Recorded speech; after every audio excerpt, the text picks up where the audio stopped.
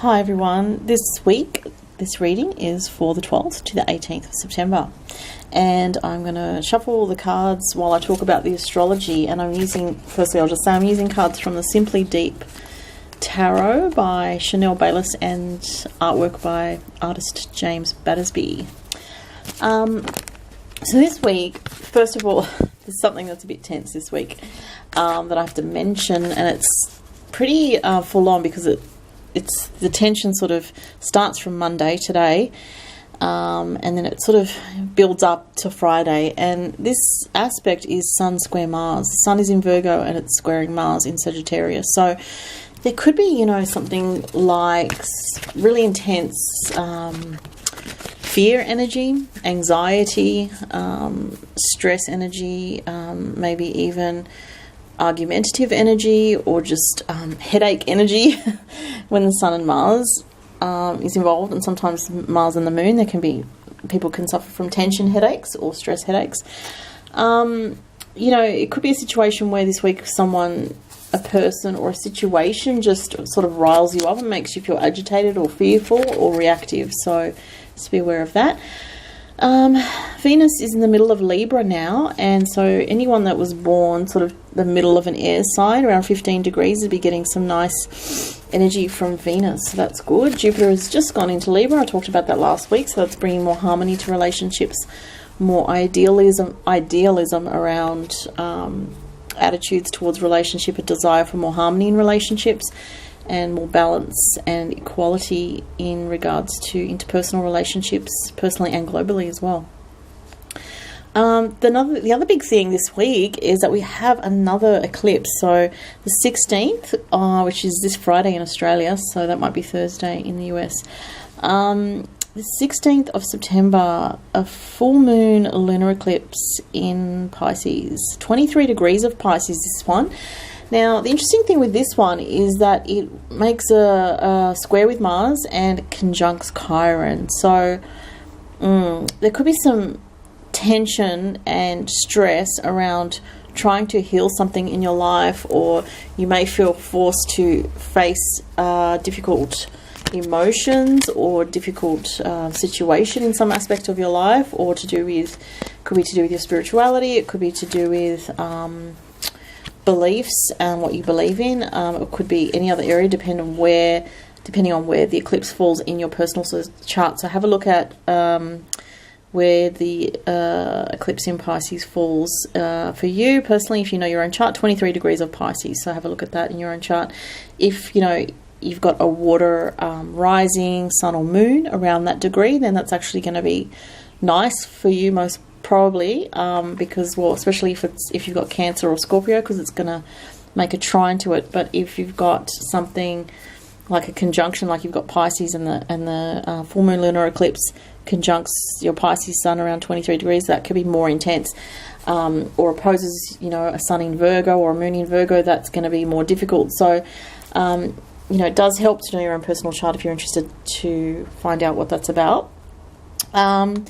The other thing with that is, I feel like it's a clearing out of energies, because with lunar eclipses, it's often a releasing, a surrendering and letting go of something as well. So that's the type of energy. But I do feel there's a lot of potential in this lunar eclipse because of the aspects that it's making, especially the conjunction with Chiron. So there is potential for healing to happen here for you in your life. So it'll be interesting to see what the effects of this are. So I'm just going to pull 3 cards from Simply Deep Tarot for this week and see what other messages we have. And if you'd like a personal reading from me, you can book via my link to my Etsy store below. And I will actually be closing my store around the 20th of... when is it? Oh, not long actually, next week sometime, because it's school holidays. So anytime it's school holidays, I have a break from doing readings. So if you'd like a reading, this week is a good time to book with me before I close for about 2.5 to 3 weeks.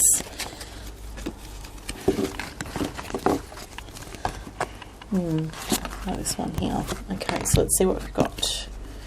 Oh, I knew that card was going to come up. I don't do reversals when I do my readings, so... Alright, so we have the Ace of Swords, the Wheel of Fortune, and the Hermit very interesting cards. I'm just going to, oops, move this back a bit so we can actually see. All right, so the Ace of Swords, it's interesting because in this particular deck, he's got a tattoo on his arm. It says no, yes or no, and making a decision. So there's also on his cuff some kind of, looks like an eagle to me, some kind of bird of prey there. So it looks like there's a decision that is wanting to be made this week, or there could be pressure to make a decision, or other people kind of probing you about making a decision, or you're just feeling like you need to make a decision about something. You could have an idea that comes to you about something that is important to you, and what I'm getting is taking action on that is actually a positive thing. And if you can't take action on it right away this week, just write it down and come back to it later, because I feel like you're being given a good idea from your guides, from your higher self this week. So pay attention to that. But I'm also getting a bit of another message with this, that there could be some tension in the air, definitely, on a personal level and also globally, and that would relate to the Sun square Mars in the astrology. And also, as I've mentioned previously, the Saturn-Neptune square, which is ongoing until the 20th of September. So there is a lot of tension with Mars, at the moment, and Mars in Sagittarius, and also with the Sun in Virgo. I really feel it's around beliefs and people's attitudes about what's right and wrong in life, in the world. But, it's not black and white. There's variations of grey, and, there's not one correct answer for everybody. And that's why we have people with different beliefs and different perceptions, because, as the old saying goes, different strokes for different folks. I really believe in that. And, it's like the world is kind of becoming more and more kind of, a lot of attitudes are becoming more black and white and extreme, polarised views. There's a lot of debates on a lot of hectic, intense issues. So maybe this is saying, stand your ground, but don't get too heavily involved in conflicts this week. Now it's interesting. The Wheel of Fortune, I don't read tarot cards with reversals. I used to years ago, but I find that I don't anymore, because I just read them intuitively and I'm drawn to certain things in them.